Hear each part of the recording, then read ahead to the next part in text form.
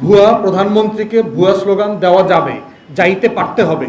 প্রধানমন্ত্রী, স্বরাষ্ট্রমন্ত্রী, আইনমন্ত্রীর দায়িত্ব হচ্ছে যারা ভুয়া স্লোগান দিছে তাদের সেফগার্ড করা, তাদের নিরাপত্তা দেওয়া, তাদেরকে হুমকি দেওয়া না। হুমকি দিবেন, আওয়ামী লীগের মতো আপনার পতন হবে। একদম সিম্পল জিনিস। রাজনীতিবিদদেরকে ভুয়া ভুয়া স্লোগান দেওয়া যাবে। যেমন ধরেন, আপনি যদি আমার আইডিতে যান, আপনি প্রত্যেক দিন দেখবেন মানুষ কি পরিমাণ আমাকে গালাগালি করে, এবং আমার অ্যাডমিনকে আমি বলে দিয়েছি যে কোনো গালাগালি ডিলিট করা যাবে না, কারণ আমাকে গালি দেওয়া তার গণতান্ত্রিক অধিকার। আমি যদি রাজনীতি করতে চাই, আমার চামড়া এই পরিমাণ মোটা কইরা এই চেয়ারে বসতে হবে, এটাই রাজনীতি। আপনার যদি ভালো না লাগে, রাজনীতি করা বাদ দিয়ে ওকালতি করতে হবে। সিম্পল জিনিস।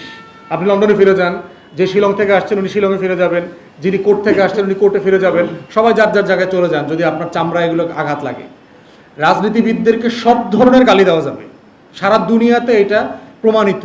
প্রেসিডেন্ট, প্রাইম মিনিস্টারকে আলু মারা, ডিম মারা, টমেটো মারা, ময়দা ছুঁড়া মারা, এগুলো খুবই কমন প্র্যাকটিস। আমরা বলছি না, এগুলো আমরা এনকারেজ করতেছি না, কিন্তু এই জিনিসটাকে আপনি মানে অন্যায় হিসাবে ফৌজদারি অপরাধের দিকে নেবেন।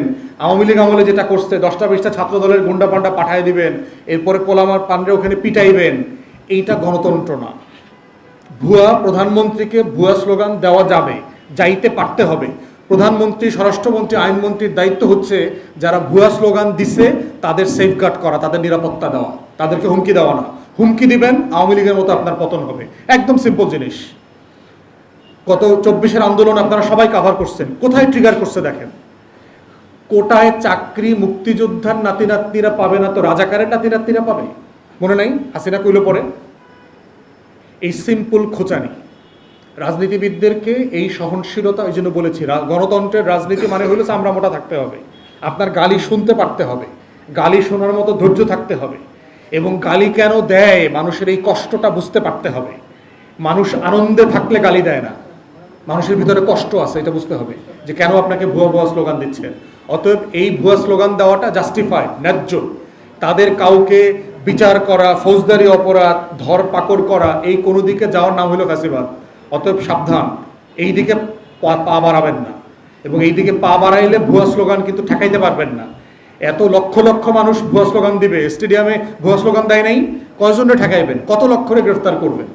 অতএব সারা দুনিয়ার প্র্যাকটিস, আপনি কাজ দিয়া মানুষের ভালোবাসা আদায় করবেন, যে কেন আমাকে ভুয়া বলতেছে, নিশ্চয়ই আমার কোথাও গ্যাপ আছে। আমি মানুষের ভালোবাসা আদায় করব কিভাবে? বিচারটা এনশিওর করে করব। আমি যেটা ওয়াদা দিয়েছি আমি সেটা করব, আমি করে দেখাবো যে হ্যাঁ আমরা করেছিলাম। এটার মধ্য দিয়ে হচ্ছে সমাধান।